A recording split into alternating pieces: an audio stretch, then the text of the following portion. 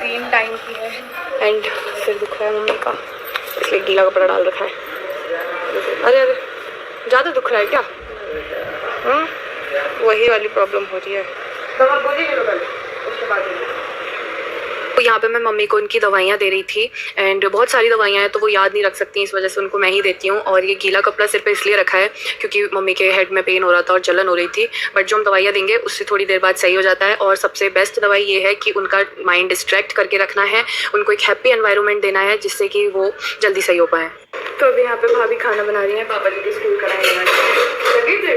तो मैं लेके आता हूँ। सुबह तो 2 ही रोटी खाते हैं पापा जी, 4 नहीं खाएंगे, सिर्फ 2 खाएंगे। हाँ हाँ 2 ठीक है, लाइट से ही खाना है, कोई ज़्यादा हैवी नहीं दे रहे अभी अपन। ये लो पापा जी रोटी, चटनी ले आऊँ मैं आपको?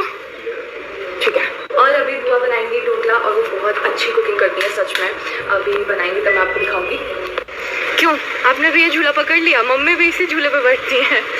ये सबसे कंफर्टेबल प्लेस है हमारे घर की, यहाँ पे पूरा वजन आपका खत्म हो जाता है, ऐसा लगता है आप हवा में हो। आ जाओ ढोकला बना दो, चलो ना, मम्मी को भी खिलाएंगे ना फिर। चलो चलो आ जाओ, चलो हाथ दो, चलो ना, चलो यार। बाद में ढोकला, चलो ठीक है बाद में बनाना। यहाँ धीरू भैया सफाई कर रहे हैं इसकी, ये मम्मी की रही है, फेवरेट है।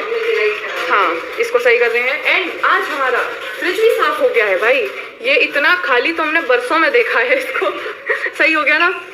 हाँ ये चंचल भाभी ने क्लीन कर दिया। एंड हमारा डिस्पेंसर भी सही हो गया, उसमें से भी खौलता पानी निकलने लगा है, तो अब हमको रोज सुबह गर्म पानी करने की जरूरत नहीं है।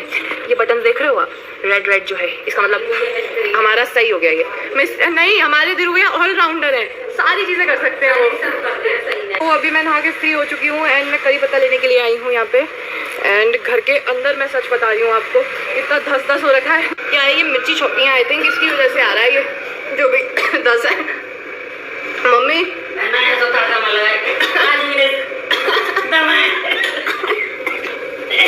बस बस तुम जाओ किचन में, मैं भी। तो यहाँ पे बुआ का ढोकला रेडी हो चुका है। अरे वाह क्या सुंदर लग रहा है। अभी इसके ऊपर वो मीठा वाला सिरप जो होता है ना वो भी डलेगा, मिर्ची और मीठा वाला, तो अभी उसको बना देते हैं। एंड मैं भी मेरा पूरा काम करके आ गई हूँ। एंड मम्मी क्या देख रही हो? और मम्मी अभी सिर दर्द कैसा है? ठीक है ना? यस ऐसे ही सही हो जाएगा धीरे धीरे। अभी जो सुबह दवाइयाँ दी थी ना उनसे थोड़ा सा आराम है, धीरे धीरे बस ऐसे ही सब कुछ सही हो जाएगा, है ना? जैसे ही आप ध्यान कम दोगी, थोड़ा कम स्ट्रेस लोगी ना, सब बेस्ट हो जाएगा बिल्कुल। ओके ये बनके रेडी है हमारा ढोकला। वाह कितना सुंदर लग रहा है। मम्मी खुशबू अब लो, अब बिना धस की है खुशबू। ओ मम्मी मम्मी भी लाइक पूरा घर धस करके तूने ढोकला इतना अरे मम्मी पीस करके तो लाई है अच्छे से। देखो चश्मा कहाँ है यार? आपका चश्मा नहीं है यार।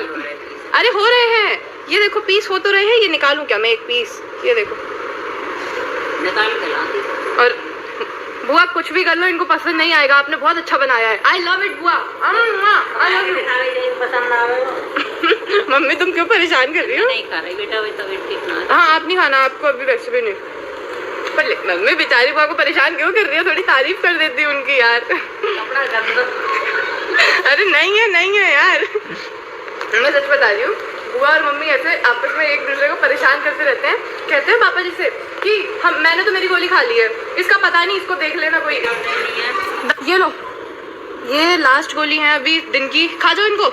मम्मी कह रही है इतनी बड़ी बड़ी गोलियां दी हैं मुझे, खपती भी नहीं है। मम्मी खानी तो पड़ेगी पर यार तभी तो सही हो गए।